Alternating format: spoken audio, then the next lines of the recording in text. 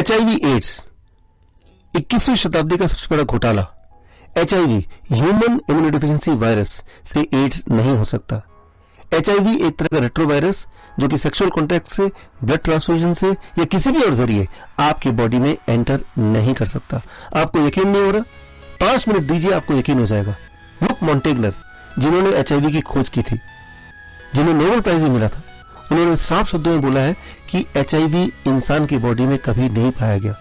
In fact अब तक पिछले 35 सालों में, जब से कि आपको बताया गया है कि HIV से एड्स होता है, तब से लेकर अब तक ऐसा एक भी रिसर्च पेपर नहीं पब्लिश हुआ जो कि ये दावा कर पाए कि HIV इंसान की बॉडी में पाया गया है।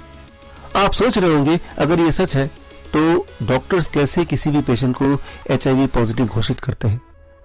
डॉक्टर्स उसके लिए यूज करते हैं ये HIV डायग्नोस्टिक किट, लेकिन इसे ध्यान से पढ़ेंगे तो एक्चुअली ये है HIV antibodies diagnostic kit. Antibodies एक खास तरह का प्रोटीन जो कि आपका बॉडी खुद बनाता है और इसका HIV से कोई लेना देना नहीं है। PCR test, the most popular test used in hospital all over the world to test HIV। PCR test के आविष्कारक कैरी मुलस, जिन्हें नोबेल प्राइज भी मिला था, उन्होंने साफ शब्दों में बोला है कि उनका इन्वेंशन, उनका आविष्कार HIV को डिटेक्ट नहीं कर सकता।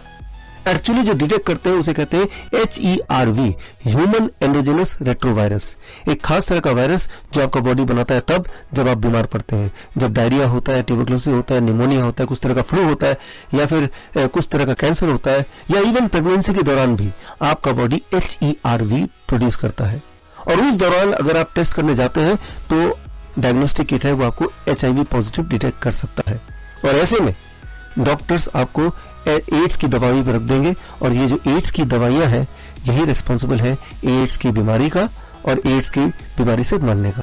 Actually ads, acquired immunodeficiency syndrome, ये कोई नई बीमारी नहीं है।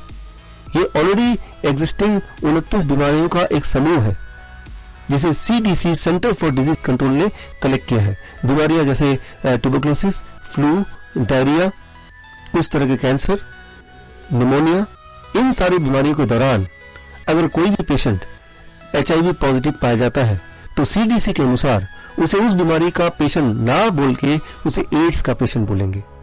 ये एक बहुत बड़ा स्कैम है, दुनिया का सबसे बड़ा स्कैम और दुनिया का सेकंड नंबर पे सबसे बड़ा व्यापार।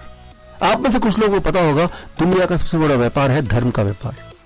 क्योंकि जब आप धर्म के नाम पे पैसा देते हैं, जब आप गॉड को पैसा देते हैं, तो एक्चुअली वो पैसा गॉड के पास नहीं जाता, because God is non existent. वो पैसा जाता है उनकी पॉकेट में, उनके जेब में, जो धर्म का प्रचार कर रहे होते हैं। ठीक उसी प्रकार वो पैसा जो कलेक्ट किया जाता है या एलोकेट किया जाता है या डोनेट किया जाता है HIV एड्स के प्रिवेंशन या रिसर्च या क्योर के लिए, एक्चुअली वो पैसा कहीं भी नहीं जा सकता, इस रिसर्च में नहीं जा सकता, बिकॉज HIV एड्स नाम की कोई चीज एग्जिस्ट ही नहीं करती है। वो पैसा सीधे से जाता है उनके जेब में जो HIV एड्स हाइपोथेसिस का प्रोपेगेंडा कर रहे हैं। और ये लोग हैं CDC ऑफ US, और इंडिया की बात करें तो FDA या फिर Indian medical association IMA। IMA और FDA दो ऐसी ऑर्गेनाइजेशन है जिन्होंने समय समय पे मुझे रोका सच्चाई को लोगों तक पहुंचाने से। 8 अप्रैल वर्ल्ड हेल्थ डे के ठीक एक दिन बाद गाजियाबाद में हिंदी भवन में 11 बजे मैं इस सबसे बड़े स्कैम का एक्सपोज करने जा रहा हूं, मेरी नई किताब HIV एड्स 21वीं शताब्दी का सबसे बड़ा घोटाला, इस किताब के विमोचन के साथ।